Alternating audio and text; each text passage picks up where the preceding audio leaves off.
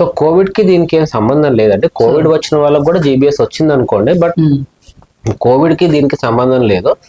So Covid వచ్చి తగ్గినా రావచ్చు, డెంగ్యూ వచ్చి తగ్గినా రావచ్చు, వేరే రకమైన వైరల్ ఇన్ఫెక్షన్స్ వచ్చి తగ్గినా సరే జీబీఎస్ రావచ్చు. సో జీబీఎస్ అనేది రకరకాల ఇన్ఫెక్షన్స్, ఏ ఇన్ఫెక్షన్ అయినా సరే వచ్చి తగ్గినాక దాని యొక్క రిపర్కషన్ లాగా రావచ్చు అనమాట. సార్ ఇప్పుడు చాలా కేసులు ఉన్నా కానీ ఇప్పుడు కొన్ని కేసులు మాత్రమే గుర్తించడం జరిగింది. వాస్తవానికి ఈ వ్యాధి మీరు అన్నట్లు ఈ వ్యాధి సోకినటువంటి ఎవరైతే ఉన్నారో వాళ్ళకి అసలు ఏ లక్షణాలు ఉన్నాయి ఏంటి అనేది కూడా చాలా మంది తెలియదు. మరి ఈ వ్యాధి సోకిన వాళ్ళని ఎలా గుర్తించవచ్చు, వాళ్ళకి ఏ లక్షణాలు ఉన్నాయి అంటారు?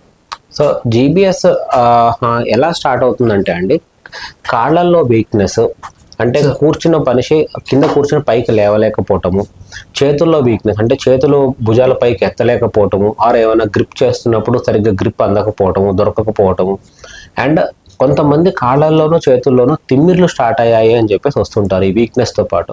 సో ప్రజెంటేషన్ ఈ విధంగా ఉంటుందండి, అంటే స్టార్టింగ్ పాయింట్ ఈ విధంగా ఉంటుంది. ఈ డిసీజ్ ప్రోగ్రెస్ అయ్యే కొద్దికి కొంతమంది ఊపిరి తీసుకోవడంలో ఇబ్బంది పడటము, కొంతమంది స్వాలో చేయడంలో ఇబ్బంది పడటం, మింగటంలో ఇబ్బంది పడటం, ఇలాంటి సిమ్టమ్స్ కూడా రావచ్చు.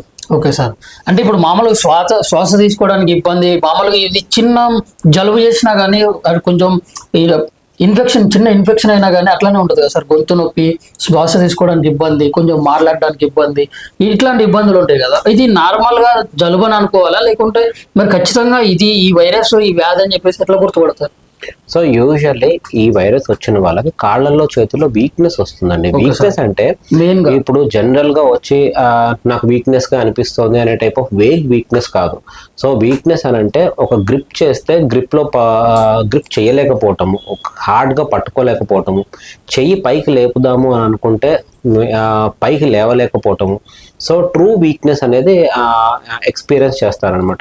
కింద కూర్చున్న మనిషి సపోర్ట్ లేకుండా పైకి లెగవలేకపోవటము, ఇలాంటి సిమ్టమ్స్ తో పాటు కొంచెం మింగటానికి ఇబ్బంది పడటం, అంటే మింగటానికి ప్రయత్నం చేస్తే ముక్కులోంచి బయటకు వచ్చేసేయటము, లేకపోతే దగ్గు రావటము జరగటము.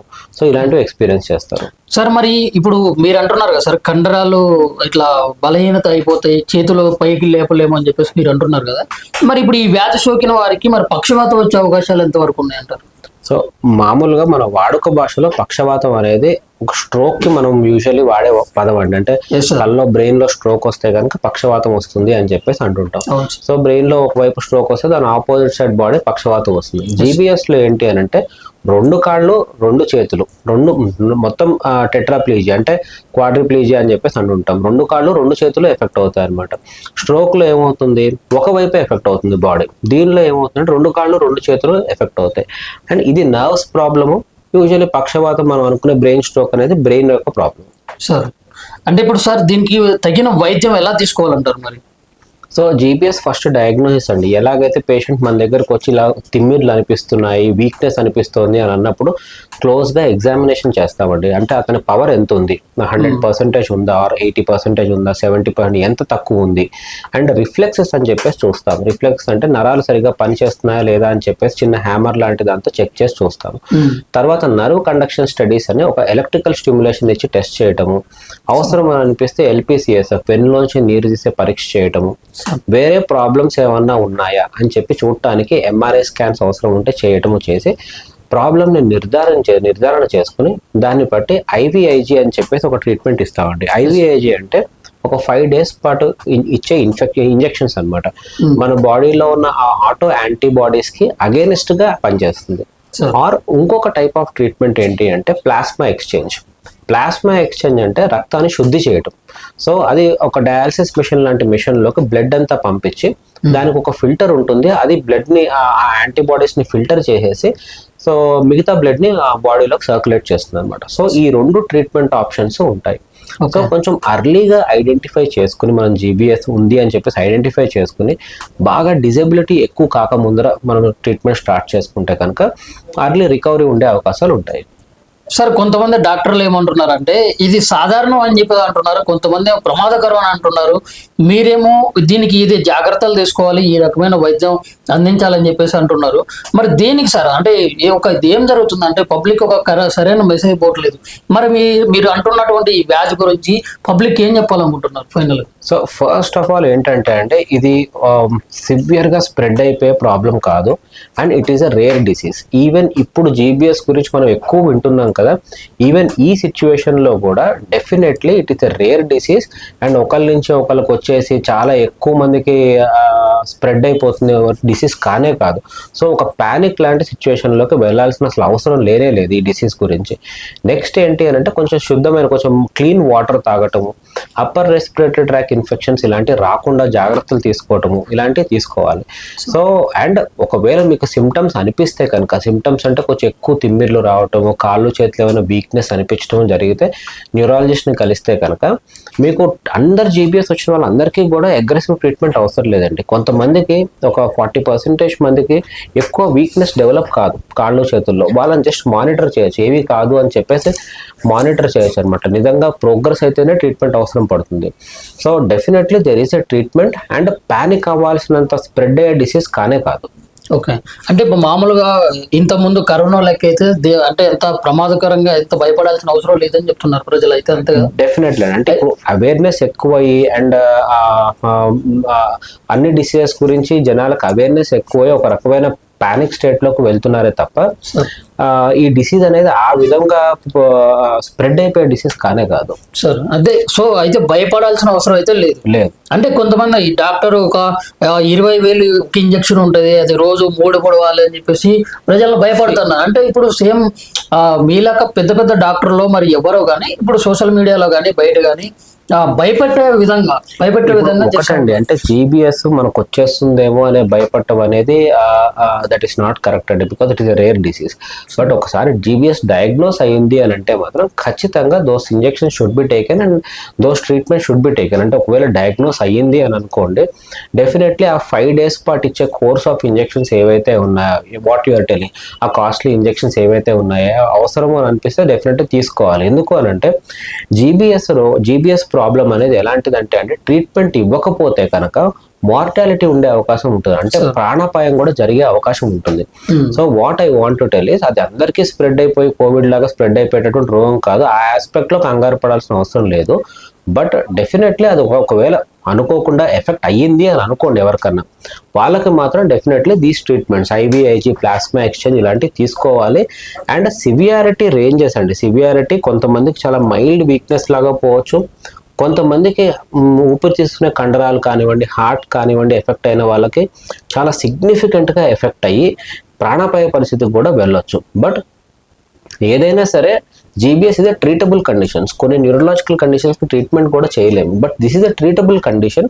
అండ్ ఫుల్ సపోర్ట్ ఇస్తే కనుక పేషెంట్ బయటకు వచ్చే అవకాశాలు బాగా ఉంటాయి. మార్టాలిటీ రేట్ అనేది, అంటే మార్టాలిటీ అంటే ఒక 100 మందిలో 2% to 5% మందికి ప్రాణాపాయ పరిస్థితి రావచ్చు in spite of taking the best treatment. అంటే తక్కువనే చెప్పుకోవాలి compare to other major diseases. 2 to 5% మందే ఎఫెక్ట్ అవుతారు, అంటే ప్రాణాపాయ పరిస్థితికి వెళ్ళే అవకాశం ఉంటుంది. 95% మందిని బయటకు తీసుకురావచ్చు అనమాట మంచి ట్రీట్మెంట్ తోటి. సార్, ఇప్పుడు ఈ వ్యాధి సోకి మరి కనీసం 3-4 ప్రాణాలు అయితే కోల్పోయారు. మరి ఈ హాస్పిటల్లో చికిత్స పొందుతూనే ప్రాణాలు పోయింది. మరి ఏమైందంటారు, ఏం జరిగిందంటారు? డిసీజ్ సివియారిటీ అండి. ఇప్పుడు హాస్పిటల్లో జాయిన్ అయినప్పుడు ఏంటి అంటే బెస్ట్ ఎఫర్ట్స్ పెడతారు. ఇప్పుడు ఐవీఐజీ ఇచ్చి ఉంటారు, వాళ్ళకు కూడా ప్లాస్మా ఎక్స్చేంజ్ అనేది ఇచ్చి ఉంటారు.